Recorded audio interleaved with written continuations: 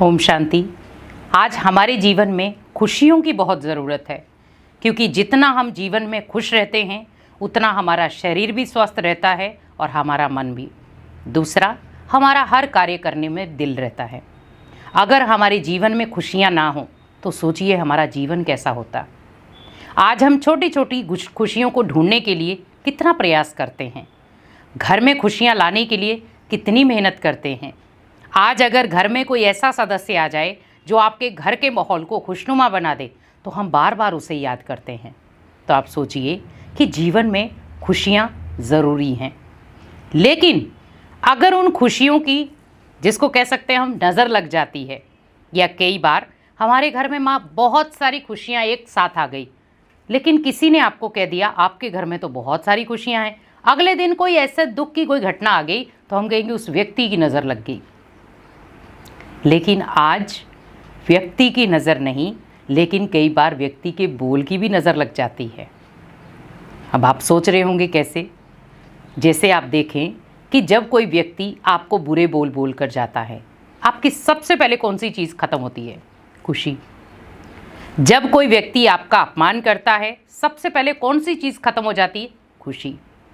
जब कोई आपको गालियां निकालता है, सबसे पहले कौन सी चीज़ खत्म होती है? खुशी। आप चारों तरफ देखें तो चारों तरफ आपको यही महसूस होगा कि खुशी गायब हो गई।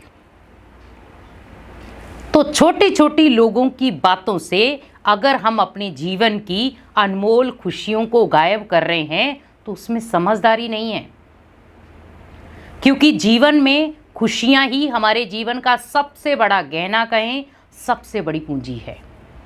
लेकिन अगर उस पूंजी को मैंने किसी को दे दिया, मान लो आपको भगवान ने बहुत सारे हीरे जवाहरात की रत्न भली थालियां दी हैं और आप कहें वो थालियां मुझे ना चाहिए, मैं दूसरे को दे देता हूं, लेकिन सबसे ज़्यादा ज़रूरत आपको ही थी, लेकिन आपने क्या किया? वो थालियां दूसरे को दे दी। तो आप ये भी कर सकते थे कि उस थाली से कुछ रत्न मैं दूसरे को दे देता।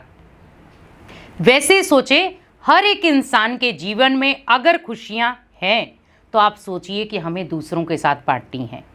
लेकिन किसी की भी बातों में आकर के, या दूसरा कोई आपकी अपमान करता है, निंदा करता है, चुगली करता है, गालियां देता है, कुछ भी अपशब्द बोलता है, आप अपनी खुशी को गायब ना करें, क्योंकि जैसे आपकी खुशी गायब होगी वैसे ही बीमारियां दस्तक देना शुरू हो जाएंगी, टेंशन दस्तक देना शुरू हो जाएगी, आपका मूड खराब हो जाएगा, आपका किसी कार्य में दिल नहीं लगेगा और आप हमेशा चिड़चिड़े रहेंगे। आपका किसी से बातचीत करने को दिल नहीं करेगा। कारण क्या बनेगा? उसने मेरे को ऐसा क्यों बोला। अब आप एक चीज़ याद रखें, हर एक आत्मा के संस्कार अपने अपने हैं। किसी आत्मा के संस्कार अडिंग रहने के होते हैं, किसी आत्मा के संस्कार अहंकारी होते हैं, किसी आत्मा के संस्कार क्रोधी होते हैं, किसी आत्मा के संस्कार लोभी होते हैं। लेकिन आपको अपना संस्कार हमेशा धैर्य वाला बनाना है, क्योंकि अगर मेरे जीवन में ये 5 विकार आ गए, काम, क्रोध, लोभ, मोह, अहंकार, तो ऑटोमेटिकली हमारी खुशियां यही गायब करते हैं। कोई इंसान गायब नहीं करता है। हम कई बार कहते हैं उसने ऐसे बोला, उसने ऐसे किया, उसने मेरा अपमान किया तो मेरी खुशी गायब हो गई। लेकिन आप सोचिए कि उसके मुख से बोलने वाला कौन था? क्रोध। क्योंकि उसने गालियां निकाली तो किस तरीके से निकाली? क्रोध के वश ही तो निकाली। उसके पास बहुत सारा धन था, उसने ईगोवश आपको कुछ बोला तो उसके अंदर से अहंकार। कई बार हम कहते भी हैं कि इसका अहंकार बोल रहा है, इसका गुस्सा बोल रहा है।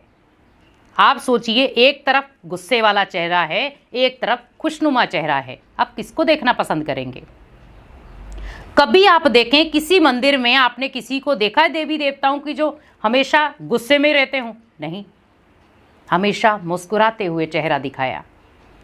और आज हम इंसान छोटी छोटी बातों में अपनी सबसे पहले मुस्कुराहट को खो देते हैं, खुशी को गायब कर देते हैं। आप सोचिए, खुशी हमारे जीवन का सबसे सुंदर गहना है। कहते हैं ना, जिस घर में हमेशा खुशियां वास करती हैं वो घर हमेशा धन की बरकत से भी भरपूर रहता है, खुशियों की बरकत भी वहाँ होती है और सभी आत्माएं तन मन धन से स्वस्थ रहती हैं। और उनके घर में हमेशा लक्ष्मी निवास करती है। इसीलिए कहा जाता है कि जहां पर क्रोध होता है वहां पर भरे हुए मटके भी सूख जाते हैं, और जहां पर खुशियां होती हैं वहां खाली मटके भी भर जाते हैं। अब आप सोचिए आपको क्या करना है,